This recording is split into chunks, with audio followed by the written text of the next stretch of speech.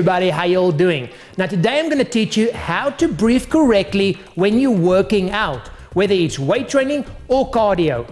Now, I didn't actually think I would ever make a video on how to breathe, but I got so many emails and questions about it, and then I asked you guys on Facebook if you want a video on this, and I just had hundreds of people saying, yes, please, teach us how to breathe correctly. Now, make no mistake, breathing correctly will definitely help you to lift more weights when you do weight training and push harder when you do cardio. So it's extremely important. And remember, when I say breathing, I'm not talking about screaming, okay? You've seen the people in the gym, you know, they're doing shoulder presses like,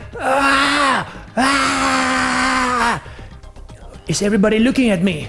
Oh my God, there's someone who's not looking at me. What can I do now? Bang! Let me drop all the weights and the whole building vibrates and manager comes up running thinking it's an earthquake, etc. We're not talking into that sort of stuff. That's just showing off. It's not necessary. But breathing correctly is extremely necessary if you want the best possible results from every exercise and from every workout.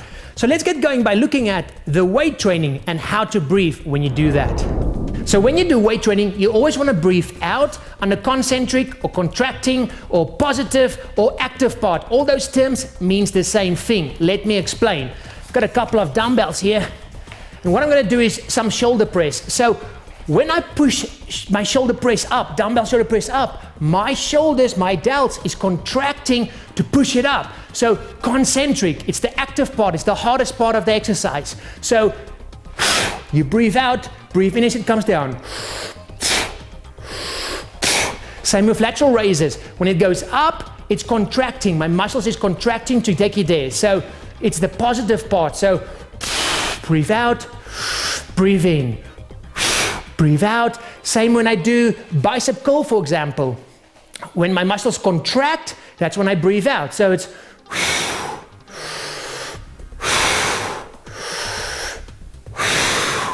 okay, so when your muscle contract, the positive part of exercise is when you breathe out. Let's have a quick look when I do, for example, a push-up.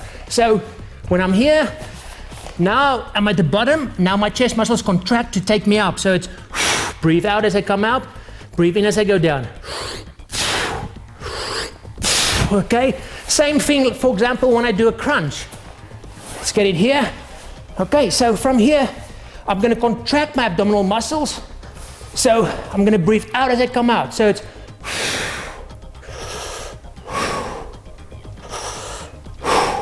okay. So simply that's how it works. On the positive part, or the time when your muscles contract, when it becomes shorter, so to speak, that's when you breathe out. The hardest part, normally the pushing part, that is when you breathe out and you breathe in on the negative part as you come back down. Simple as that. Let's now have a look at how to breathe when you do cardio. Now, when it comes to cardio, it's all about getting into a rhythm. When you get marathon runners run, they will breathe stuff like they'll get into a nice rhythm, like for example,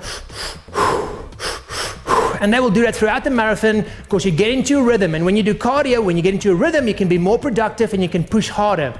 So when you do, for example, jumping jacks, you might not be able to do that. You can't go, okay? So then it's just about getting into a nice rhythm. So it doesn't really matter when you breathe in and when you breathe out, not when you do a general cardio. So if you're on a stepper, for example, you can do the same thing the marathon runners do, or if you're on a treadmill, or if you just go jog outside, get into a nice rhythm. That's what it's all about. So that's something that works really well if you do a constant sort of continuous type cardio. If you do something like jumping jacks, it's better to go in, out, in, out. Take nice deep breaths because you need the oxygen in there. But it's all about the rhythm. If, however, you do cardio exercises where it's a bit of weight training again, let's say, for example, lunge jumps, then you're going to use the same techniques as you used in weight training. So, for example, I will breathe in as I go down, and then as my quads contract and push me up, I'll breathe out. Same with squat jumps, for example. So, breathe in as you go down, the negative part, positive part, you blow out. And that's it. That's how you breathe whether you're doing weight training or cardio. And breathing correctly will definitely help you to lift more weights and push harder in your cardios, for example, and so get better results. So make sure you take note of these techniques and how to breathe correctly. And if you want to learn a little bit more about, different exercises and how to breathe correctly, you can always check out the EX Lab, because in each little exercise in EX Lab, I tell you, breathe out now, breathe in. just so you get an idea and a feel of how things work. But in general terms, when you do weight training, you breathe out on the hard part, the concentric part, and you breathe in on the negative part. And then with cardio, it's all about a nice rhythm, unless you do stuff like I just showed you, lunge jumps, or when you start doing some weight-related cardio exercises. So there you go, guys. Nice and simple. Hope that really helps you. And if you put it into place, you'll definitely get better results with your workouts. Until the next one, bye-bye.